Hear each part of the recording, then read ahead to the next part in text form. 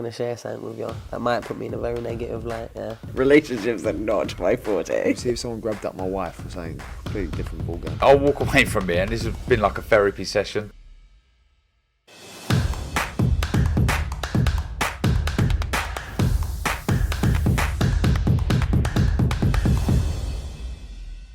Oscar Bevis, IFL TV, proudly sponsored by Everlast. Well, Maxi, not the night we wanted when it comes to the result for Josh Warrington. An entertaining fight, in a sense, but the fact that Lopez got the nod is obviously heartbreaking.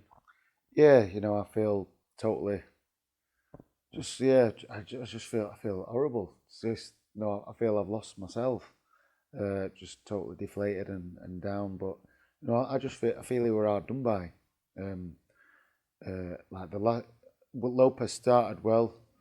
Josh worked his way back in, and he finished the fight big, and last 3 rounds big, and it were hard done by. I thought when the ref called time in that last round, I thought, right, this is it, point off, and he just gave him a final warning, and then when he were complaining about his leg like refs just give in and have a bit of time. It's like, this is a fight, you're gonna get hit and you're gonna get hurt. He was complaining a lot, and just especially that bit, it would just start doing. Josh, it was that stage where the fight started turning, and he was complaining, and it just annoyed me. It made me angry. It made me very angry. I mean, Eddie said afterwards it was a fight of 2 halves. I watched half on TV and half ringside. So for me, it was a fight of 2 halves in trying to look at it from a different perspective. But for you, were the 12 rounds very split in terms of a fight of 2 halves? Yeah, Josh started a little bit slow. Lopez has got a strange sort of way of covering distance, and it worked well for him. Josh started adjusting,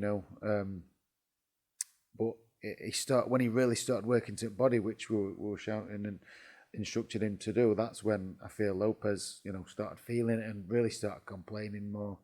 And like you say, fight 2 halves, and the way Josh finished, as the champion, I thought it got it, yeah. So you came over with that fear factor. We don't need to go through the whole Mexican thing again. We know he can punch. We saw what we done to Isaac Lowe. Was the plan for Josh always to stand there at times and try and trade with him? Because when someone is a puncher, trading can be dangerous. But there were times where Josh did stand up and went, you know what, I'm going to do what I know how to do, and I'm going to take punches if it means I can give them back. Yeah, well, one of Josh's best strengths is when he's working on your chest. He's so physically strong there and able to bring them shots up and round. So it's like, if you're going to be on him, so you're not giving him that distance to start bringing them looping shots in, or you use the ring, box him.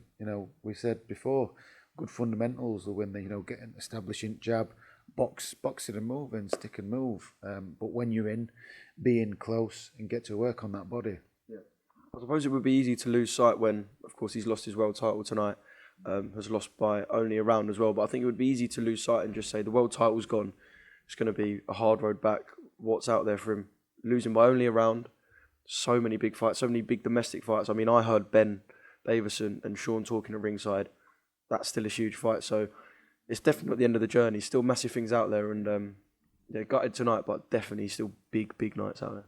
Oh, of course he is. Yeah, he's obviously a top level fighter. So, just because I lost, it doesn't mean out. I've showed that I've lost 5 times, and I'm having this good run. And you just look at history at sport. It doesn't matter. Look at Kiko. He got beat here in March, badly stopped, but yeah, he bounced back straight into a good fight against Jordan Gill. And he's back as European champion. So, Josh can do that. He's got that grit and determination. So, he can have a rest now, spend Christmas with his family and kids, and get back in gym. There's still massive fights out there. He's a massive draw. So, there are people, Leeds, and just, the UK boxing scene in general are always going to turn out for Josh. Just one more thing, obviously. I know you kind of can't tap into Josh's mind. If I can get to speak to him, is something that I will ask. Do you think this will be a more difficult defeat to handle than the Lara one? It was behind closed doors, very different circumstances, not what Josh was used to. Kind of a bit of a freak at the time, that defeat. Do you think this one will kind of be harder for Josh to swallow in front of his home fans big night. So like I said, you can't tap into his head, but do you think this will be a harder one to swallow? I think any loss, you know, it hurts. It all hurts the same. But yeah, it's obviously tough to take. But you know, it's going to be sore for a few days, and you know, a bit down. But you know, it's not all bad. He's still a top fighter, and it was, you know, I thought it won, and obviously a lot of others thought it won as well. So it's not, you know, it's not like he were at. He's at the top level, isn't he? So when he's narrowly got beat there, which, you know, I don't think he does. He did lows, but yeah, there's plenty more for him, and you know, we can have a little rest and come back.